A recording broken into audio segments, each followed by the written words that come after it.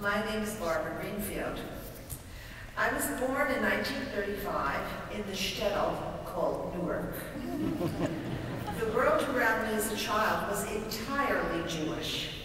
There was no question of my religious identity, only whether I was Orthodox, conservative, or Reform. Intermarriage as an issue in my family revolved around the union between a Litvak and a Galiciana. I started in conservative Hebrew school when I was very young, and girls and boys studied and learned together. There was no difference in what we were taught, and we ran the gamut on how seriously we took our studies without regard to gender. I remember well when I was seven, my brother was bar mitzvah.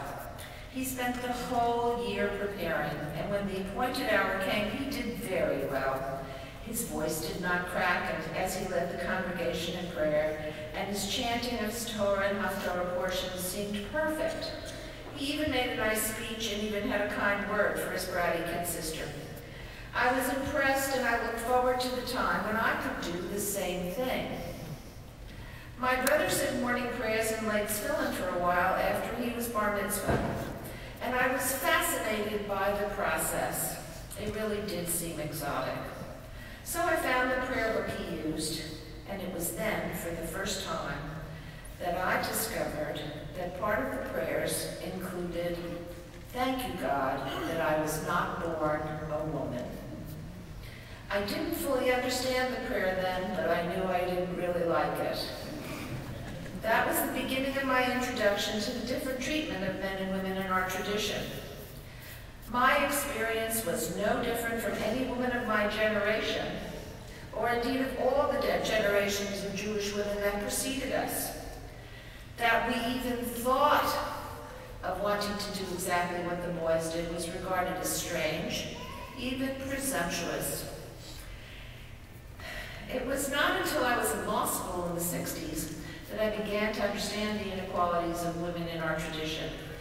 This was part of the beginning of the feminist movement, and I was proud to be part of it. I was especially proud that so many of the women leaders of the movement were Jewish. Unlike many of my counterparts, however, I didn't become alienated from my tradition, but my affiliation was much more social and political than it was spiritual. Tikkun Olam was the dominant Jewish value that I carried forth, and I believe that it was this concept that instructed and motivated many of my Jewish feminist friends to push for equal opportunity for women all over the world. I did not truly face my relationship with the Jewish religion until I had children. Like so many Jews, it was my daughter who held my hand and walked me into Temple Nursery School. It was the decision to take Anna to Stephen Wise Free Synagogue that brought me back to my deep-seated feeling for my religion, its rituals, its values and studies, and its community. It was also at Stephen Wise in the late 60s that I heard of the movement to change some of the liturgy and customs concerning women's role in the practice of Judaism. It was there that I went to the first bat mitzvah, and I heard the first female rabbi. The possibilities for Jewish women were changing, and the excitement for me was palpable. It is not with bitterness that I tell the story. It's out of pride. Pride in a tradition that can encompass change in the pursuit of fairness. I have lived to see my daughter and my granddaughter bat mitzvah, and soon my great niece next weekend will be my bat mitzvah. I have heard from many female rabbis and cantors over the years. Every time I hear the addition of the Imachot in the Vahavta, I am moved by this recognition that women are part of the minyan here in this temple, exemplifies how much change has occurred in my lifetime. It is because of this sea change that I'm here before you today. I have been offered the opportunity today that I had only been able to remotely wish for 61 years ago. It is the fulfillment of that wish, and it only reaffirms my faith in our tradition that keeps us bound together with our forebears over thousands of years while it encompasses our current lives and values today. This is no mean task, and I am proud to be part of a tradition and a temple that meets this task. I am here today too because to be called to the Torah and to read from it before my rabbis, congregation, family, and friends is an integral part of my wish to be bat mitzvah. Torah has always been an important part of my life. I am proud to be part of the people of the book. The way that Torah study has informed Jews through the ages in every corner of the world has intrigued me. Its revelations about human nature, history, values, and faith are seemingly endless.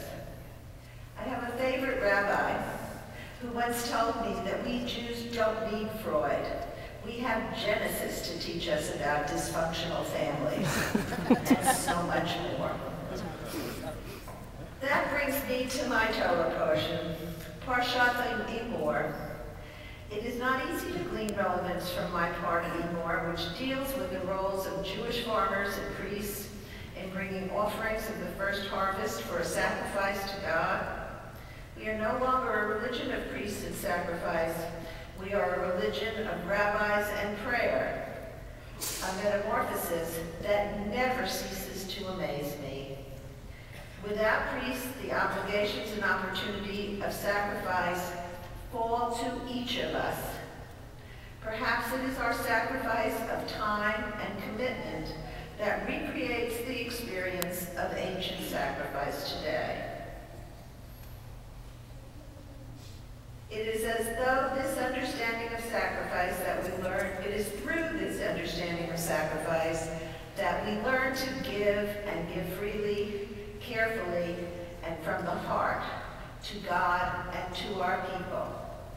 In conclusion, both in life experience and in my Torah portion today, I come to you with renewed respect for the process and values of our tradition and how it leads us to find greater meaning and understanding in our lives. Thank you, my rabbis, for bringing me here today. We continue in our prayer for page 197.